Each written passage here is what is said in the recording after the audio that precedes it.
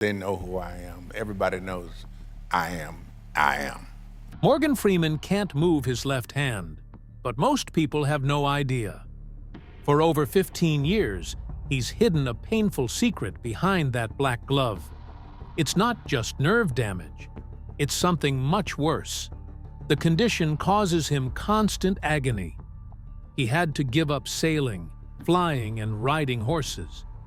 Even his heartbeat needed fixing. What doctors discovered after his accident explains everything. That black glove he wears tells a story of survival and hidden suffering that will break your heart. Morgan Freeman entered the world on June 1, 1937 in Memphis as the youngest of 5 children. And right from the start, his life felt like it was shaped by forces far bigger than him. His father cut hair for about $15 to $20 a week, and his mother taught school for around $30 a month, and that barely fed 7 mouths. So only a few months after he was born, his parents made a painful choice and joined the Great Migration. They went to Chicago for factory work, where pay suddenly jumped to $60 or $75 a week. That meant leaving their baby behind in Mississippi while they chased a chance to simply stay alive. Their journey stretched 500 miles, and that distance sank deep into him even before he could understand it. When he was 2, he was sent to his grandmother, Evelyn, in Charleston, Mississippi. He lived with his sister Iris in a one-room house with no electricity and no plumbing. It swayed in storms so badly that neighbors worried the place would fall down. He saw his parents only in short summer trips, then returned to Evelyn when school started again. For 4 years, that tiny house was the center of his world until 1943, when Evelyn died. He was 6. That loss broke whatever stability he had. He was suddenly shipped to Chicago for good, and he hated the cold, the concrete, the endless gray. Mississippi warmth felt like a dream he could not get back. After that, life moved him like a leaf in the wind. He bounced between Greenwood, Mississippi, Gary, Indiana, and Chicago all through his childhood. In Gary, he lived in a cramped apartment with 8 people sharing 2 bedrooms. Sometimes 3 of them slept in one bed. Moving so often meant he switched schools again and again. Before he turned 12, he had already been through at least 4 elementary schools. His mother worked double shifts, teaching and cleaning homes to hold everything together. Somewhere in that chaos, when he was 9 and back in Greenwood, he stepped into a school play at Broad Street High School and realized he liked being on stage.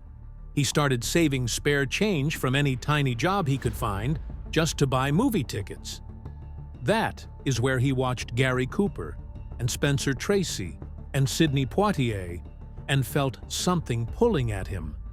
Then came the moment that changed everything. In 1949, he was 12, and he pulled a chair out from under a girl he liked named Barbara. It was a childish trick to get her attention. His teacher was furious. She dragged him to the drama group as punishment and forced him to take part in the competition play. He played the kid brother of a wounded soldier. Somehow, the stage lit him up. His school won the district title. Then they won the state title. He was chosen as the best actor in the entire statewide competition. It all happened at Broad Street High, and through that same period he discovered music too, even performing in a radio show based in Nashville. A punishment became a door, and he walked right into it. But at 16, his life almost ended. In 1953, he ran himself ragged at school while barely eating. Poverty stayed close, and it hit his body hard. He got pneumonia that turned into a lung abscess. One night, the abscess burst inside his chest. He started bleeding and needed a blood transfusion. His family feared he would not survive the night. When he finally reached the hospital the next day, doctors found he was severely malnourished. He stayed there for 2 weeks. He later said it built a different kind of strength in him, the kind that stays after you face death and walk back out of the room. At 18 in 1955, he joined the Air Force instead of taking a drama scholarship from Jackson State. His heart was set on being a fighter pilot. He had grown up watching war movies in Chicago summers, dreaming of flying like the heroes he saw on the screen. 3 of his 4 brothers also joined the military, so it ran through the family. He imagined soaring through the sky, not sitting in classrooms. But when he got there, reality stepped in. He was assigned as an automatic tracking radar repairman. From 1955 to 1959, he sat at a desk fixing radar gear that tracked incoming aircraft. It was important work during the Cold War, but not the work he wanted. He waited over a year hoping for a pilot slot. He learned discipline, patience, and technical precision as he rose to Airman First Class, but his dream stayed out of reach. When he finally sat in a fighter cockpit, everything changed.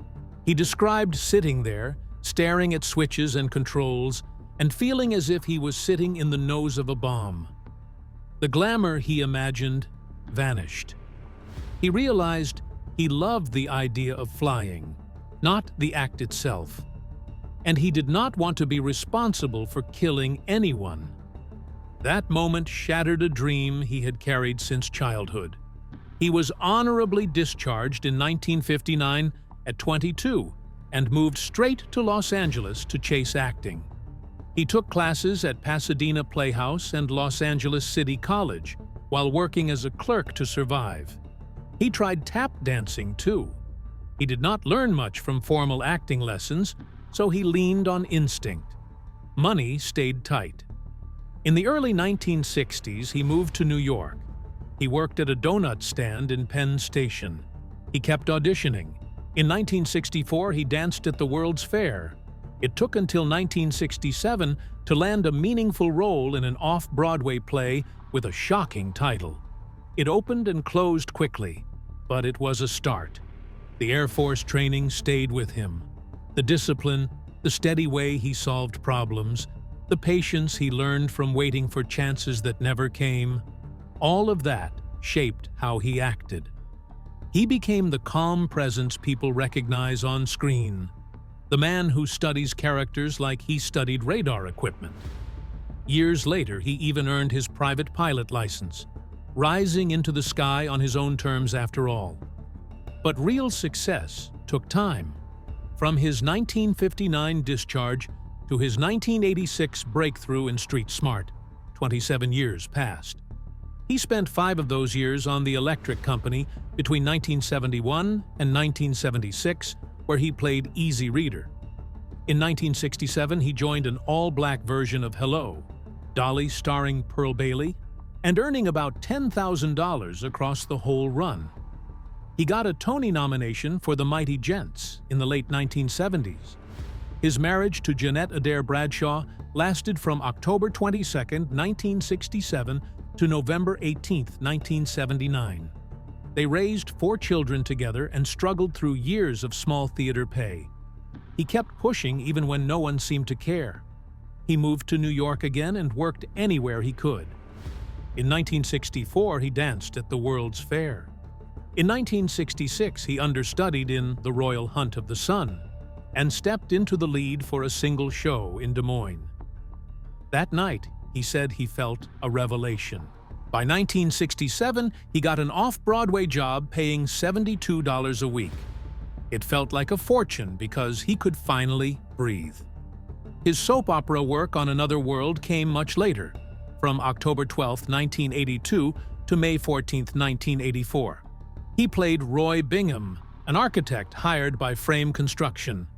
It brought steady pay during a time when he had not yet broken into films, and it bridged the gap between stage and screen. His Broadway break truly arrived in 1968. A friend got hired for Hello, Dolly, then got fired. The producer called Freeman and admitted he was wrong about not hiring him the first time. That call put Freeman on Broadway. Cab Calloway and Pearl Bailey headlined the show. Critics loved it. Freeman earned $200 a week and learned what professional theater felt like. Through all of this, he kept dealing with pressure at home. He and Jeanette had one daughter together named Morgana in 1971, while he had two sons from earlier years, and Jeanette had a daughter he adopted. He earned $5,000 for The Nigger Lovers in 1967 and $6,000 for The Dozens in 1969. Raising a family on that income in New York was brutal. Then came 1970 when he joined Pearly. He started as understudy and then became the lead. He earned $15,000 for the role. It was one of the first big Broadway shows driven by Black creators and performers, and it pushed him into a different kind of spotlight. Morgan Freeman stepped into the Electric Company in 1971 when he was around 33, maybe 34, and the moment he walked onto that PBS set, something shifted in children's television. He put on an afro, a cool smile, and the soft rhythm of a man who made reading feel like fun. Kids saw him as Easy Reader, the smooth hipster who made books look like treasure. The show kept rolling for 6 seasons, filming 780 episodes until April 15, 1977, collecting an Emmy for Outstanding Children's Series and a Grammy for its soundtrack. Freeman didn't stop at one character. He slipped into Count Dracula, Mel Mounds, and a handful of others while working at the Reeves Teletape Studios in Manhattan. Still, he hated the job. Joan Gans Cooney later said it was an unhappy period in his life, the kind that drains you with long days, endless takes, and the same scenes repeated over and over. Freeman walked away in 1975, 2 years before the show ended, but reruns kept airing until October 4th, 1985. Easy Reader stayed in the memories of millions, a character named as a playful twist on the 1969 film Easy Rider. And his performance shaped an entire generation of kids who grew up believing reading was cool. As the 70s closed, he moved into deeper stories. In 1979, he appeared in Roots, The Next Generations, the CBS miniseries that continued Alex Haley's family saga. It aired in prime time and reached huge audiences. The project carried heavy themes across different eras and included scenes with James Earl Jones as Alex Haley. Freeman played Sergeant Chips, though the details of his character are scattered today. Still, it came at a time when he needed to break away from children's television and step towards serious drama. The timing mattered because right after this shift, he was about to land something even heavier. By 1980, he stood inside Attica, not the prison itself, but the world built for ABC's television film Attica, which premiered on March 2, 1980. It told the story of the 1971 prison riot and carried a cast filled with names like Charles Durning, Henry Darrow, George Grizzard, Glynn Turman, and Anthony Zerbe. Freeman played Hap Richards, and critics noticed him immediately. One reviewer said he fit into the role perfectly, as a thoughtful older black man trying to keep younger men from making dangerous choices. It was ironic, because he was not as old as the character, yet he carried the weight as if he had lived it. The film earned 5 Primetime Emmy nominations and 1 for Outstanding Directing. That night marked a shift. People in the industry started watching him differently. He proved he could handle dramatic fire, and it opened doors he had been waiting on for years. During this time, his personal life carried its own weight.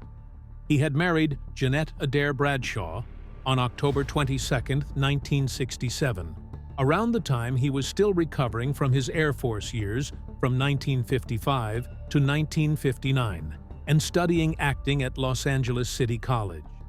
They built a blended family. They had a daughter named Morgana, and Freeman adopted Jeanette's daughter Dina. For 12 years they stayed together while he tried to find his place in entertainment. But the pressure around him kept rising. Their marriage ended on November 18, 1979. right as he moved from Roots to Attica, and right before his career began taking off. After the divorce, she vanished from the public eye. Reports place her net worth somewhere between $1 and $5 million, though no one knows for sure. What is known is that they stayed on good terms, but the strain of those years left their mark. In 1980, another major turn arrived on the stage. Freeman played the chaplain in Ntozake Shange's adaptation of Mother Courage and Her Children. That same year, he also performed Coriolanus at the New York Shakespeare Festival. And in one sweeping moment, he won 2 Obie Awards at once. He was 43. After years of chasing scraps in small roles, he suddenly earned the kind of praise every stage actor dreams of.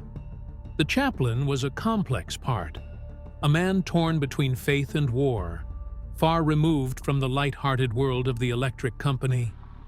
Those 2 wins changed how New York viewed him, and they pushed him into the next chapter of his career. Then came The Gospel at Colonus.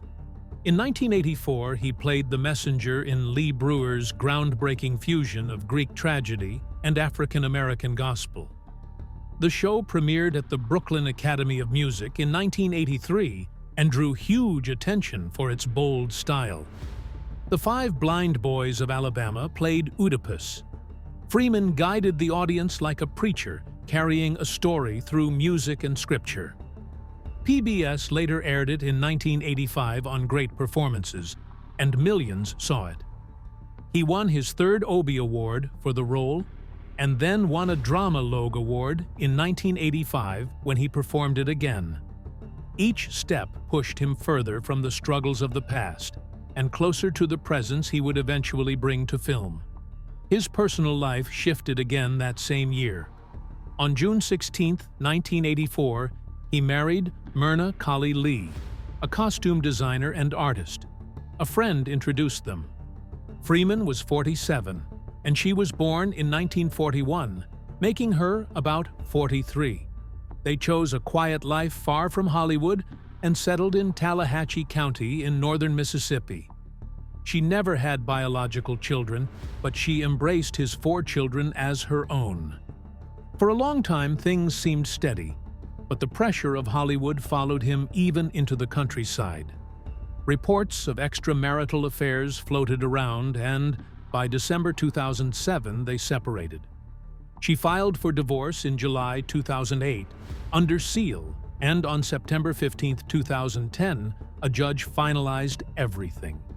By the late 80s, Freeman reached a moment he had waited half a lifetime to see. Street Smart arrived when he was already 49. He played Fast Black, a dangerous pimp circling a reporter played by Christopher Reeve. He exploded on screen with a force that no one expected from a man who had spent years in children's television. The film opened in limited release in December 1989 and made only $63,661 from 3 theaters at first. But critics lit up over him. They said he stole the entire film.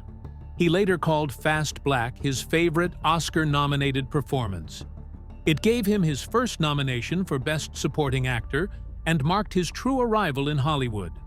He even took a pay cut for his next film, Glory, because he wanted to be part of a story that mattered. Lean on Me came soon after in 1989. Freeman played Principal Joe Louis Clark, the man who stormed into East Side High School in Paterson and expelled 300 students in one day for fighting, vandalism, drug use, and more. Clark walked hallways with a baseball bat and a bullhorn. He chained exit doors shut, which nearly cost him his job in December 1987. The tension in the school was so intense that even teachers faced gang pressure. When the Paterson School Board tried to charge Clark with insubordination in January 1988, hundreds of parents and students packed the board meeting shouting, "Without no Joe, where will we go?" Reagan heard about Clark's results and later offered him a policy advisor role. Freeman delivered Clark's harshness and heart in equal measure. One of Clark's strongest lines was simple: "The bat is a choice." a strikeout, or a home run. Then came Driving Miss Daisy in 1989.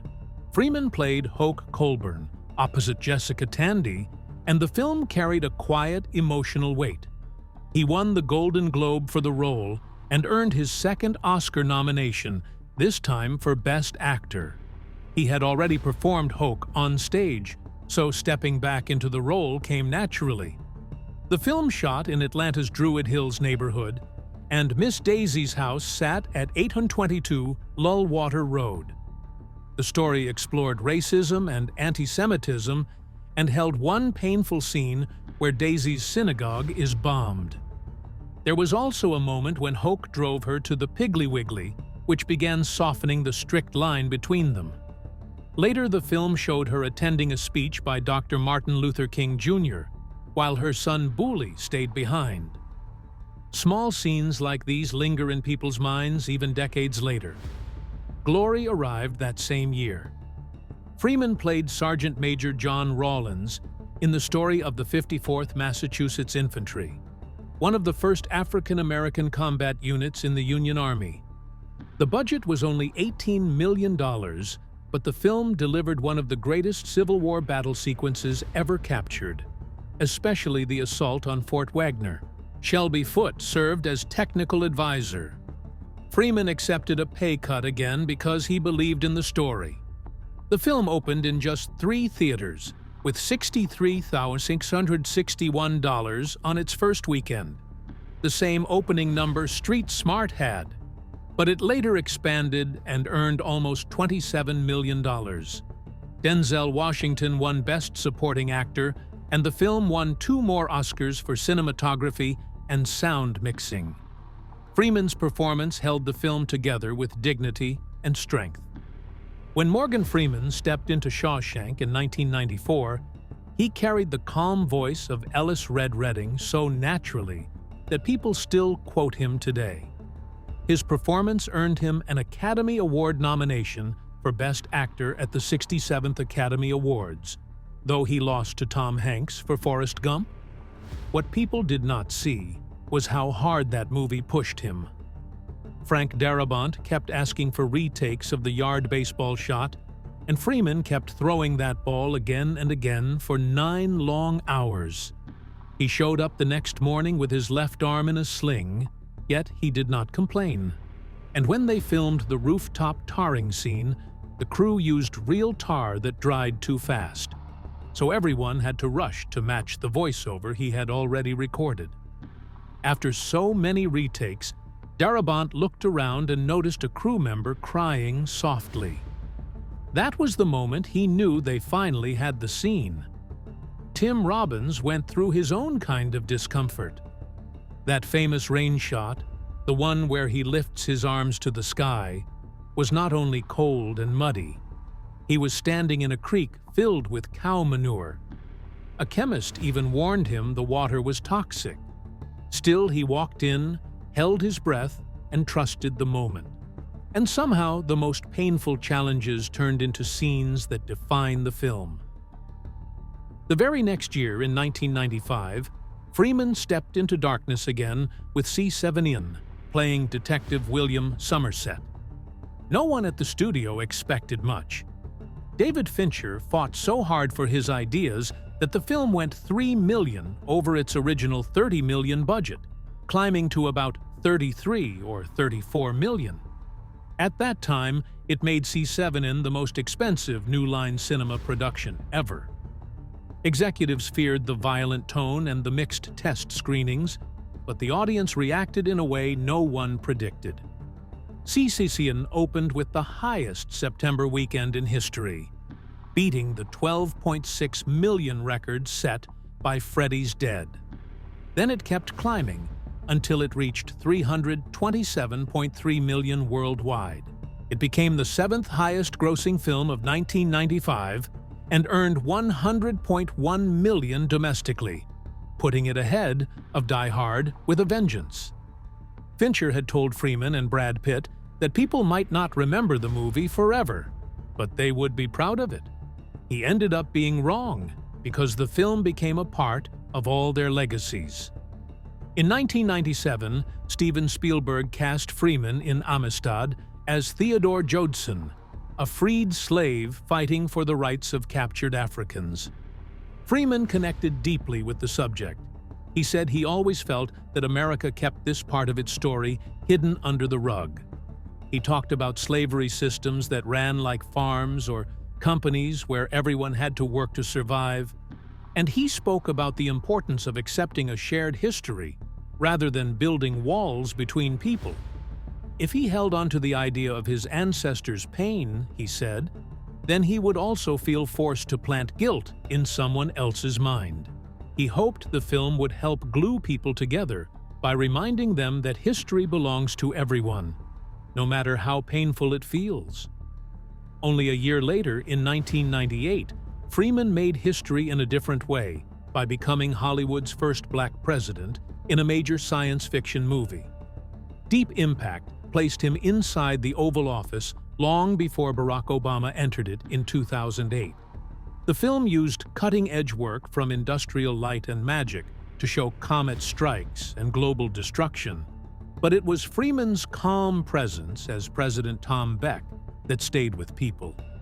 His steady voice made some viewers wonder if his performance had quietly nudged American culture toward accepting the idea of a real black president. Others had played fictional presidents before him, like James Earl Jones in 1972, Chris Rock in 2003, and Dennis Haysbert in 2024, but Freeman's role reached the widest audience. It set a tone Hollywood would follow for years. On February 27, 2005, the moment many thought might never come finally arrived. Freeman won his first Academy Award at the 77th Academy Awards. He was 67 and became the oldest African-American actor to win at that time, taking home Best Supporting Actor for his work in $1 Million Baby. He won against strong contenders such as Jamie Foxx, Thomas Hayden Church, Alan Alda, and Clive Owen. He had been nominated before for Street Smart in 1987, Driving Miss Daisy in 1989, and Shawshank in 1994, so his name had echoed in Oscar rooms for almost 20 years. His powerful narration about mortality and mercy kept the film grounded from the first scene to the last. When he finally held the trophy, he simply said the win did not change him one bit.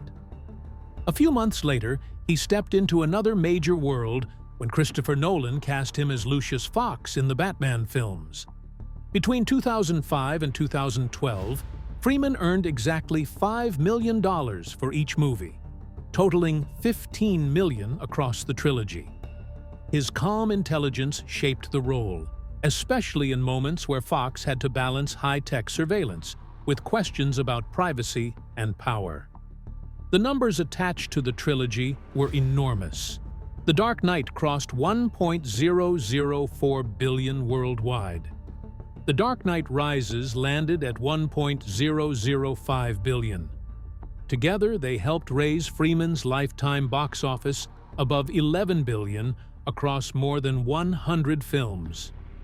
His character became a moral guide for the story, showing how dangerous technology becomes when no one questions its use. In 2009, Freeman fulfilled something close to a personal calling when he portrayed Nelson Mandela in Invictus. Mandela had once said there was only one actor who could play him. Freeman took the responsibility seriously. He visited Robben Island twice, studying the cell where Mandela spent almost 20 years. He tried to understand the man's quiet evolution and the way compassion became his strongest tool. Freeman practiced the gait, the calm tone, even the breathing pattern. When the film released, critics noticed how he captured not only the look, but the spirit. The performance earned him major award nominations and confirmed something he had always felt inside, that Mandela's story could change how people see leadership. Years earlier, in 1993, he had stepped behind the camera for Bofa, a film set in 1980 South Africa. He directed scenes of police raids and community protests while the country itself moved toward the end of apartheid. Mandela had been released in 1990, but the 1994 elections were still ahead. Freeman filmed during a fragile moment when fear and hope lived side by side. He wanted to show how a black police officer could be torn between duty and conscience. When he talked about the movie at Toronto, he said the story placed the man in a terrible position because enforcing the law also meant enforcing injustice. The film helped shape Freeman's image as more than an actor. It showed the world he cared deeply about stories that carried weight. That same decade brought one of his biggest commercial milestones. Bruce Almighty came out in 2003 and surprised everyone by earning $484.6 million worldwide on an $81 million budget. It opened Memorial Day weekend with $67.9 million in 3 days, setting a record. It even beat The Matrix Reloaded in its second weekend. The film became the fifth biggest of 2003 and the highest-earning live-action movie of Jim Carrey's career. Freeman played God with a gentle smile that made his scenes unforgettable. But just 5 years later, his life changed in a way no one expected. On August 3, 2008, at 71 years old, he drove a 1997 Nissan Maxima on Mississippi Highway 32 with Damaris Meyer as passenger. They were 5 miles west of Charleston near his ranch when the car veered off the road close to midnight. It flipped many times before landing upright in a ditch. Freeman stayed conscious through everything and even joked with people who tried taking photos. Clay McFerrin, a local editor, remembered Freeman saying no freebies when phones came out. Later, Freeman admitted he had blacked out behind the wheel from atrial fibrillation, a dangerous heart rhythm problem that made him lose control. The injuries were terrible. His left side took most of the damage. He broke his shoulder, arm, and elbow. 2 days later, on August 5, 2008, surgeons spent 4 hours trying to save what they could. They repaired the bones with pins and plates, but the nerve damage stayed permanent. He could not move his left hand at all. He told People magazine in 2010 that the pain never left. It changed his life in quiet but painful ways. Doctors diagnosed him with fibromyalgia soon after, a condition that causes deep nerve pain and exhaustion. The pain ran along his left arm like fire. He had to give up sailing, something he loved since younger days. He tried one last time, but could not guide the boat back to its place. It broke his heart enough to walk away for good. He also stopped flying jets, stopped riding horses, and stepped back from fast driving. In 2009, he received a pacemaker to control the atrial fibrillation. Even his heartbeat needed steady help. People noticed the black compression glove he began wearing around 2013. He wore it again at the 2023 and 2025 Oscars. Many assumed it was a fashion choice. It was not. He needed it to keep blood from pooling in his paralyzed hand. Without it, his hand would swell painfully. He wore the glove every day, even on film sets like The Comeback Trail in 2020. At the 2025 Oscars, the way he held his hands behind his back showed how much the injury still shaped his movements. Still, he did not stop. He settled the legal case with Meyer in 2009 and went back to work. He refused to treat his limitations as the end of his career. Instead, he kept calling them changes. He worked on Invictus. He worked on new shows and films. He kept going because storytelling lived in him the same way it did when he first chased dreams on stage decades earlier. By 87, when he walked across the Oscar stage again, the glove told a story of pain and survival.